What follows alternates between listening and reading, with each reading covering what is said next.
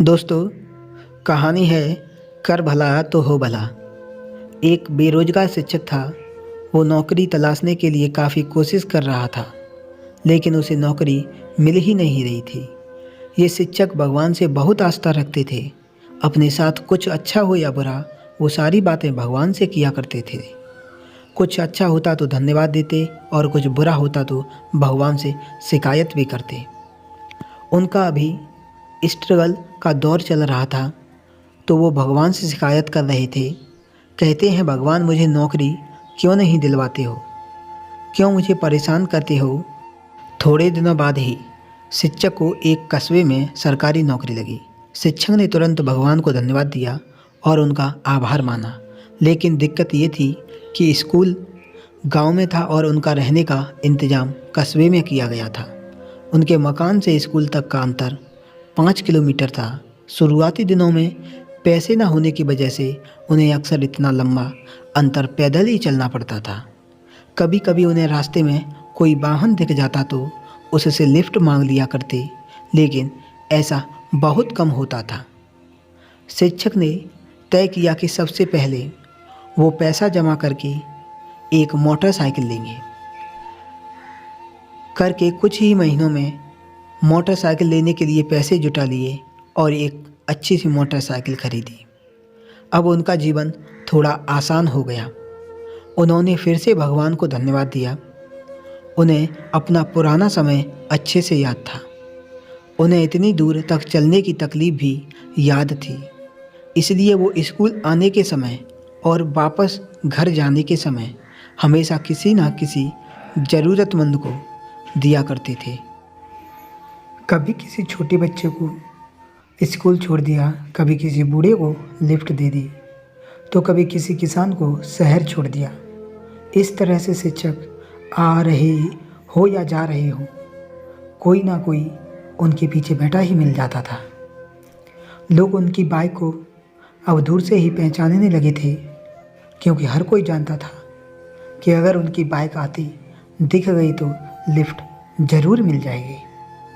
लोगों की मदद कर करके शिक्षक को भी बहुत अच्छा लगता था। दिन शिक्षक स्कूल ख़त्म करके अपने घर को जा रहे थे। उस दिन कुछ ऐसा हुआ कि उनसे लिफ्ट मांगने वाला कोई भी नज़र नहीं आया। आधे रास्ते तक पहुंचने पर एक आदमी ने उनसे लिफ्ट मांगी।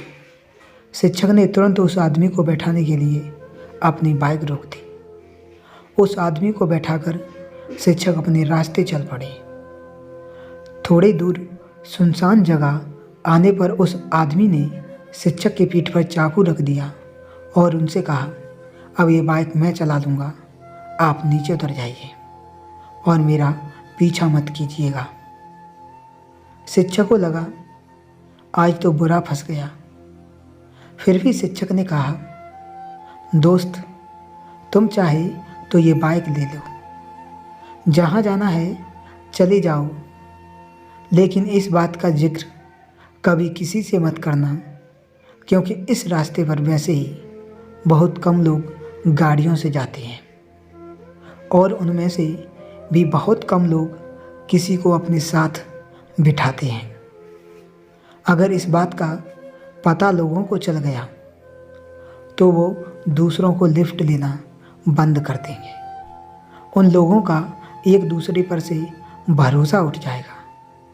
मैं भी इस बात का जिक्र किसी से नहीं करूँगा।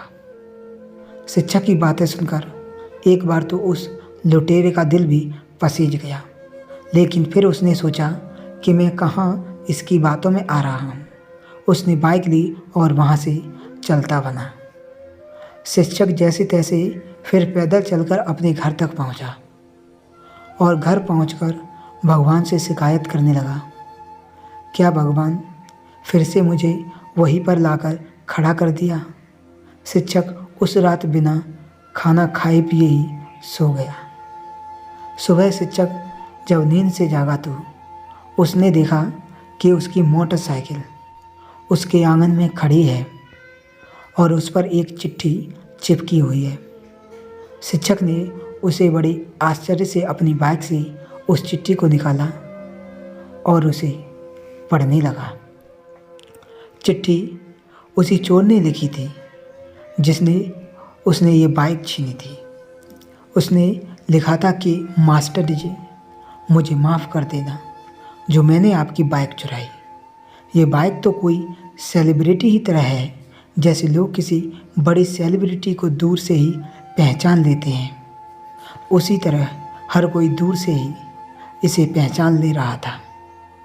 मैं जहाँ भी जा रहा था लोग मुझे रोक कर इसके बारे में पूछते थे और तरह तरह के सवाल करते थे। मैं इस बाइक को क्यों चला रहा हूँ या मास्टर जी की बाइक आपके पास क्या कर रही है। मैं बहाने बनाते बनाते थक गया, लेकिन लोग सवाल करते करते नहीं थके। मुझे पक्का यकीन है अगर थोड़े दिन ये बाइक मेरे पास रही तो मुझे ज़रूर जेल जाना पड़ेगा, इसलिए मैं ये बाइक आपको वापस लौटा रहा हूँ। चिट्ठी पढ़ते पढ़ते मास्टर जी की हंसी छूट गई और उन्हें यकीन हो गया कि उन्होंने जितनी भी भलाई की है उसका फल भी उनको भला ही मिला है। उन्होंने फिर से भगवान को धन्यवाद दिया और फिर से लोगों की मदद में लग गए। दोस्तों, ये कहानी हमें सिखाती है कि कर भला तो हो भला। दूसरों की मदद करेंगे तो भगवान भी आपकी मदद करेगा। दूसरों का भला करेंगे तो आपका बुरा कभी नहीं होगा।